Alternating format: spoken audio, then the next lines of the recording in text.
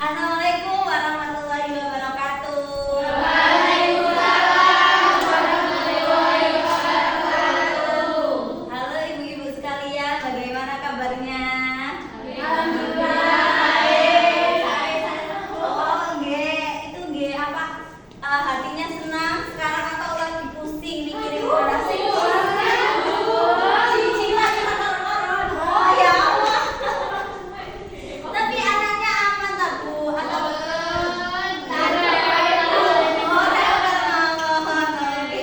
sekarang kita lagi ada sosialisasi ya Bu tentang ilmu parenting. Menurut Ibu sendiri, parenting itu apakah penting? Iya tak Bu, penting atau masih ngomel-ngomel ke anak-anaknya?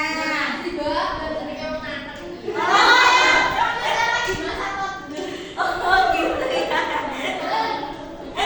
Berarti kayak anak-anak itu kayak masih rewel gitu tak Bu? Oh, suka tantrum. Kalau ibunya sendiri biasanya marah-marahin balik tak?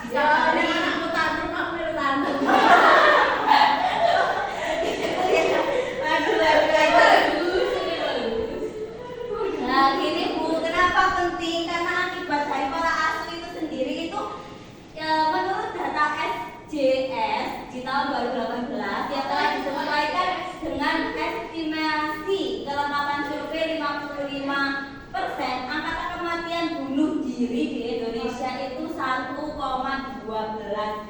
per 100.000 penduduk. Wah, banyak banget ya Bu. Iya, banyak banget. Dari data yang ada, sebagian besar menyatakan faktor utama terjadinya bunuh diri disebabkan oleh faktor keluarga dan sosial. Gitu ya. Berdasarkan pada pusat statistik di tahun 2020, kenakalan remaja mengalami kenaikan dengan jumlah presentase 23,46% jika dibandingkan dengan tahun 2019. Data tersebut mengalami peningkatan 22,19%. Dan yang ketiga, sebagian besar remaja Indonesia mengalami gangguan mental sebanyak 83,9% mengalami gangguan fungsi pada ranah keluarga. Nah, begini Bu, jadinya memang ya kalau misalnya anak remaja sekarang itu sukanya itu kayak sakit hati apa-apa, kayak hatinya itu lemah gitu kan Bu. Nah, itu tuh mereka itu merasa stres dengan mungkin mohon maaf ya Bu, kayak mungkin ibunya cerewet gitu atau gimana, terus tantrum juga, anaknya tantrum ikut tantrum. Nah itu Bu, nah dia itu juga ada psikis-psikisnya itu loh, kayak gangguan mental gitu. Sekarang kan ada kayak tren-tren di TikTok, dia itu merasa dirinya itu kayak kena apa sih gitu tuh loh Bu. Nah, misal seumpama kayak dia itu dia self mental apa sih ya namanya gitu. Mental health gitu kan ya. Nah, terus bagaimana caranya untuk menjalani keluarga yang harmonis, terus mengantisipasi bunuh diri dan sebagainya? Itu perlu adanya komunikasi baik dan aktif dengan anak gitu. Mungkin dari ibu-ibu di sini sudah merasa dirinya itu sudah aktif menjalin komunikasi dengan anaknya. Oh, biasa ampun Mbak, cuma anaknya itu main takoni Mbak. Oh gitu Bu. Mungkin yang lain, ibu-ibu yang lain ya. Ya, sama Desa. Pengalaman ini biasanya ya dolan orang-orang nangis piye jar. Oke, biasanya ibu gimana untuk mengatasi anaknya yang nangis itu gimana? Tak jar Mbak. Oh, aduh.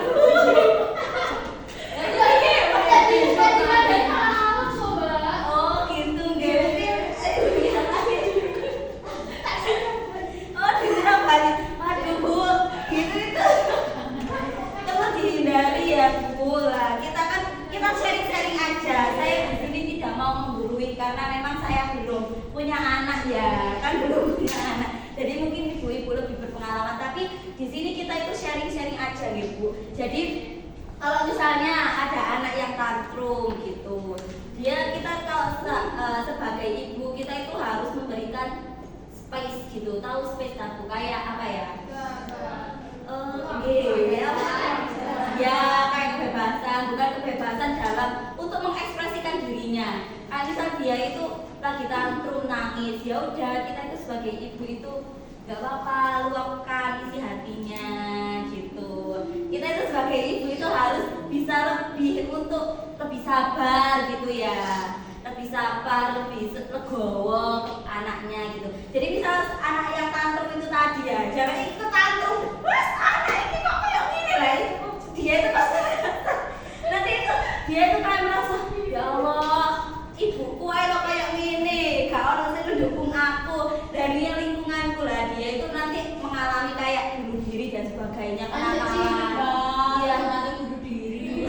Mau?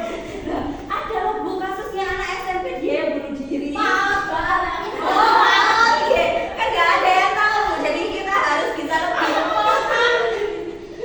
Kalau itu bu, otaknya itu masih belum sampai ke bunuh diri. Oh iya, mungkin lebih ke nakal-nakal lagi. Itu untuk kita tuh mengantisipasi ya bu, mencegah hal itu. Jadi kita harus menjalin komunikasi yang baik. Misal seumpama dia itu habis pulang sekolah, contoh ya, kita harus welcome ke anaknya. Bagaimana harimu saat ini, gitu. Gimana di sekolahnya? Apa sudah baik tak di sekolah? Ada yang perlu diungkapkan, diceritakan gitu. Emang itu kita harus lebih ekstra ya, tapi itu untuk membangun dia itu lebih baik berkembangnya gitu. Itu biar menjalin komunikasi yang baik kan, gitu. Nah, ini di sini tertera bahwasanya saat usia anak bertambah, cara berkomunikasi dengannya menjadi tantangan baru bagi orang tua. Yang anaknya dia itu menjadi balita yang nggak bisa ngomong apa-apa, terus berkembang, dia itu sudah mempunyai bisa komunikasi yang baik, terus pasti kan dia itu lebih cerewet ya. Nah kita itu nggak boleh kalau marah-marahin dia itu, duh anak kok cerewet, gak usah mulai nak omah lah gitu kan, ada ya orang yang seperti itu. Nah tadi kita harus menjadi orang tua yang welcome ke anaknya, kayak dia itu menjalin komunikasi. Gimana harimu saat ini, ada yang dikeluh kesahkan, happy gitu kan, biasanya suka nonton kita Willy gitu gak sih? Ya. Nah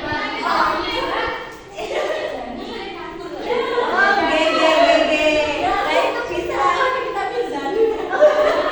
Jangan ya. Aduh kak, kita Mirzani itu raja kelenceng kayak kita Willy gitu ya. Cari yang baik-baiknya aja, yang jelek-jelek jangan ya bu.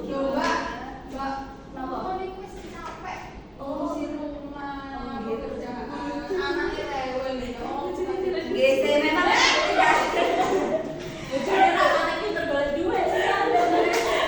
emang ya bu, jadi perempuan itu kita juga ada tabungan anak, suami, bojo juga ya kan, anak bojo gitu kan ya, terus iya beres-beres rumah lah.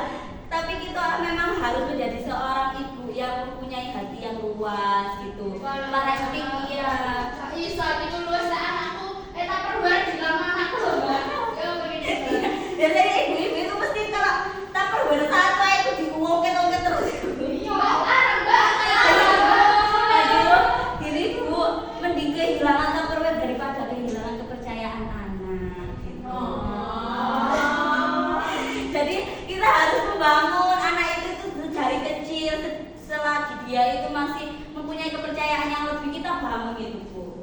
Nah, terus ayah dan ibu tidak bisa memperlakukan mereka seperti balita karena perkembangan sosial anak sudah berkembang. Hal ini terlihat karena ia lebih sering banyak main dengan teman. Betul ya bu, biasanya dia itu suka main-main gitu ya. Ya, Bu, sampai lupa waktu. Oh lah itu bu. Nah, untuk mungkin kejadian yang seperti itu, kejadian kalau ibu itu anaknya itu main nggak lupa waktu lah, itu biasanya kita bisa telepon anaknya. Aduh ya. Blok sih mbak, aku tak telepon. Ada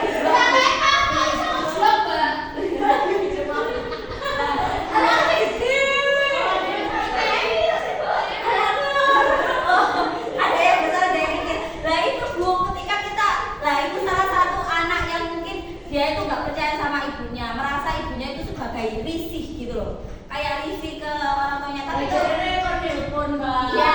Di telepon anaknya risi terus piye? dari ibu sebentar ibu anak-anak.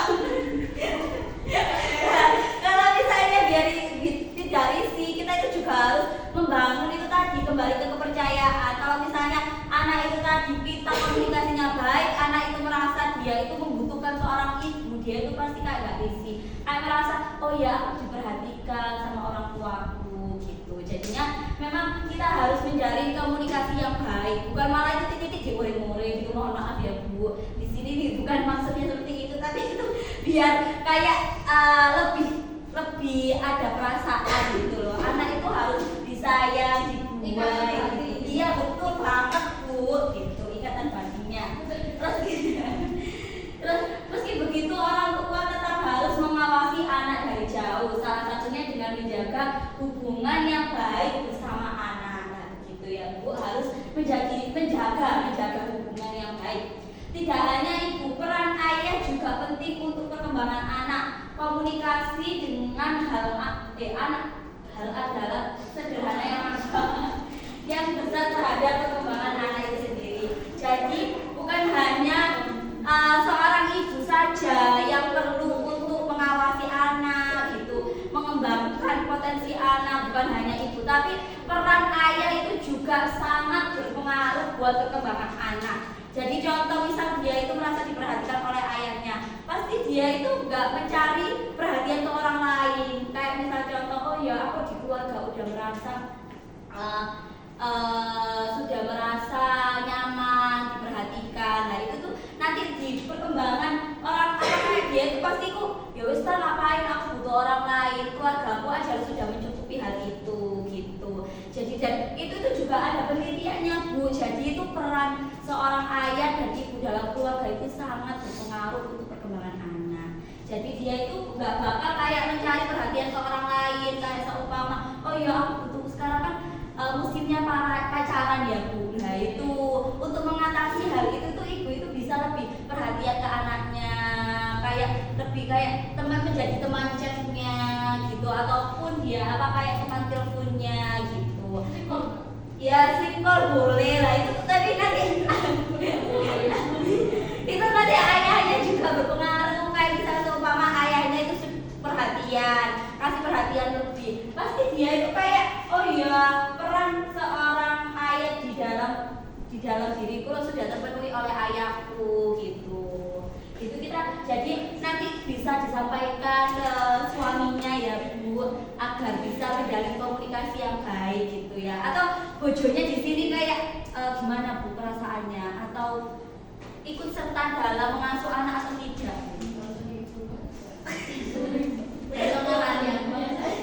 Oh berarti itu ya Bu, nanti mungkin waktu di rumah bisa menjalin komunikasi lagi untuk ke orang tuanya gitu ya Bu. Nah terus dalam mengutip dari Better Health Channel, berikut ini manfaat menjaga komunikasi dengan si kecil.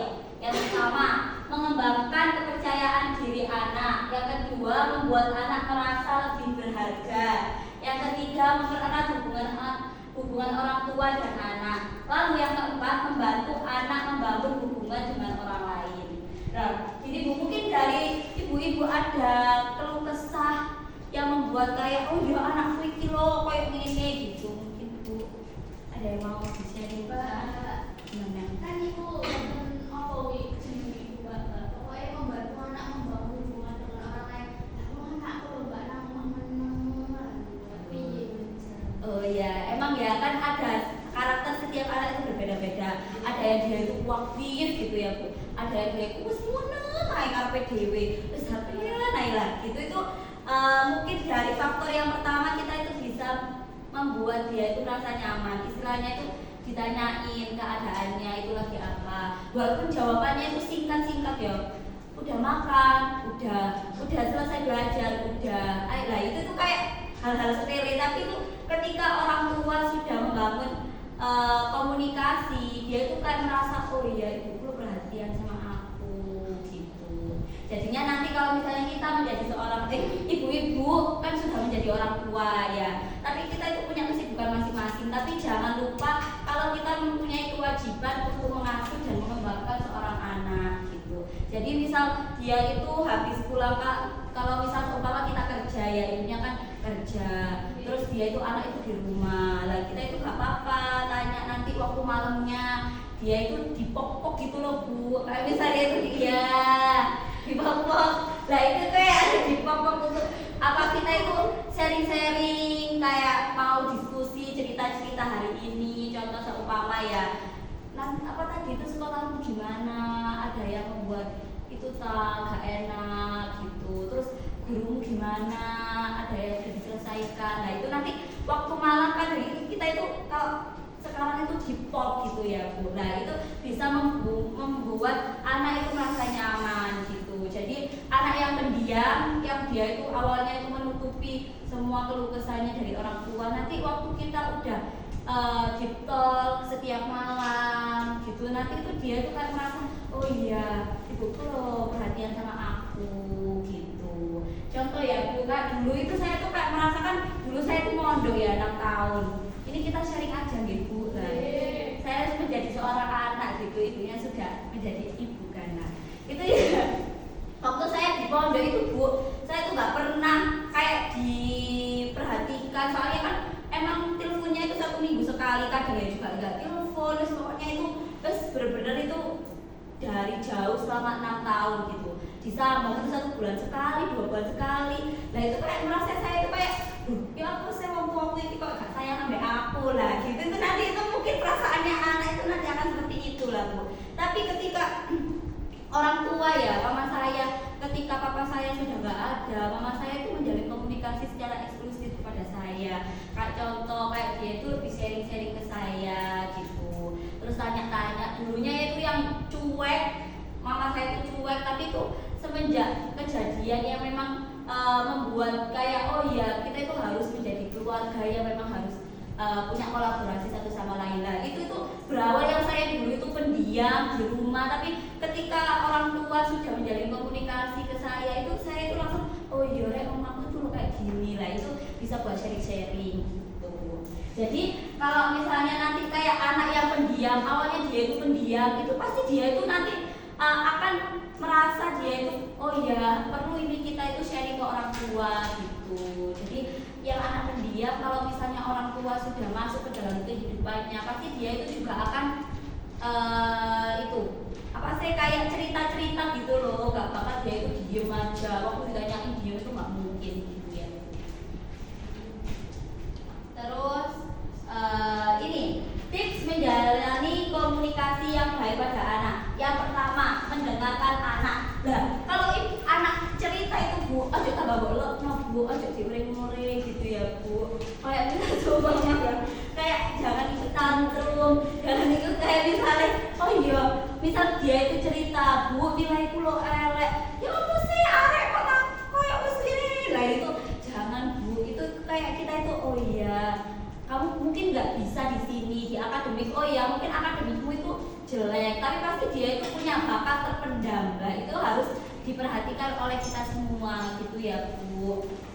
Nah terus untuk yang kedua, membuat waktu untuk anak. Nah ini yang sering kita lupakan menjadi orang tua. Kayak misalnya umpama itu dia itu udah sibuk bekerja, wis ngiru apa, terus ibu itu sudah apa namanya kayak apa sih perhatiannya itu ke suaminya aja, suami itu butuh apa-apa kita turuti, tapi kalau misalnya anak lupa. Nah itu tuh perlu kita harus membuat waktu untuk anak, kayaknya terjadwal, oh iya anakku ini mari les oh iya mesti setidaknya itu nanti saya harus bisa menjalin komunikasi, hanya sebatas kayak embel-embel gimana tadi lesnya, gimana tadi suasana harinya, apa suasana kelasnya gitu. Nanti itu pasti dia itu akan mengungkapkan isi hatinya gitu gitu. Mungkin ada yang sudah pernah menerapkan di sini Bu, tadi yang anaknya susah gimana, atau sudah menerapkan ini mendengarkan anak cerita gitu, ada yang sudah menerapkan Bu? Oh gimana, mungkin ada yang bisa di-sharingkan Bu? Tadi gimana? Ya kalau semisal habis dari playground dia banyak cerita temennya nakal gini-gini ya tak dengerin aja. Oh iya Kim apa? Ya mungkin bisa dicontoh ya Bu, itu kalau misalnya anaknya dari playground terus ditanyain gitu, kita itu harus mendengarkan gitu ya Bu. Terus yang ketiga, menghindari memberi respon yang berlebihan. Misal seumpama kayak itu tadi contohnya Bu, dia itu nilainya itu jelek. Nah, terus kita itu langsung, loh, ya apa sih? Kok nilaiku elek teman gitu? Itu kita nggak boleh Bu seperti itu. Jadi kita harus bisa lebih menahan diri. Kayaknya, oh iya, kamu nggak apa-apa, nilaimu segini. Nanti tuh apa? Nilaimu juga bagus kok kalau misalnya belajar dengan dia gitu. Jadi harus menjadi ibu yang nggak boleh tantruman gitu ya Bu. Nggak boleh tantruman gitu. Gak apa-apa ya Bu ya, harus bisa sabar deh Bu. Gimana Bu? Apa Ibu siap menjalani hari-hari untuk tidak sabar gitu? Bisa sabar. Oh, Ibu berarti anaknya Ibu itu aktif Bu. Gak apa-apa kalau misalnya anaknya aktif, berarti kita juga harus aktif lagi. Istilahnya itu aktif lagi untuk menjalin komunikasi buat anaknya gitu ya. Terus yang keempat, tetap tegas tanpa amarah. Nah ini kita nggak boleh Bu, tanpa amarah, nggak boleh marah-marah. Kalau misal seumpama ya apa sih Pak, misal ada gelas pecah, kadang kan ada orang tua yang gelas pecah, murid-murid diulang ketek-ketek, terus malah itu gelasnya pecah, Bu, pecah nah gitu, terus tuh itu kita tuh nggak boleh Bu seperti itu. Bukannya nggak boleh, tapi nanti itu anak itu merasa trauma, dia itu merasa kayak terancam di dalam lingkungan keluarganya. Lah itu nggak boleh. Jadi kita itu harus menjadi orang tua yang oh iya nanti lebih hati-hati lagi ya. Lah perkataan seperti itu nanti itu lebih positif ke anaknya. Oh iya ibu loh positif, berarti nanti itu kayak nanti kita juga harus lebih positif lagi gitu. Kayak afirmasi. Tahu nggak sih Bu, di sekarang itu kayak ada afirmasi diri lah gitu. Itu kita memberikan afirmasi ke anak itu tadi biar psikologis perkembangannya juga lebih positif lagi begitu ya Bu. Nah terus ya kita berdiskusi, mungkin dari ibu-ibu ada yang mau dikeluh kesahkan gitu anaknya, kayak kita memberikan solusi bersama gitu. Ada yang mau didiskusikan?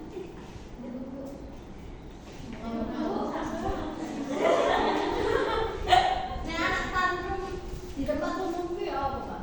Oh iya, kan saya Aku izin Mbak. Oh iya Bu, saya tuh sering banget lihat ya Bu kondisi kalau misalnya anak tantrum di luar terus tambah sonen dituarin, tahu nggak sih Bu? Anak saya kayak dituarin, aja kayak dia itu malah anaknya tantrum tambah dioreng-oreng. Ya Allah, saya tuh kayak merasa ya Allah miris banget hati saya Kak. Dituarin terus aja tantrum lagi ini, aja nangis lagi ini. Aku ikut izin. Pernah nggak sih Bu kayak gitu? Lah mungkin ibu contohin. Terus itu kayak kita itu kalau misalnya anak itu sudah tantrum di tengah-tengah kayak di kerumunan, lah kita itu sebagai orang tua itu harus lebih kayak dadanya itu dipegang, dielus-elus. Stres. Itu Bu, kayak ibu harus bisa berlagi, kayak tarik nafas, buang. Terus kan kita kalau dalam psikolog itu tuh pernah ada yang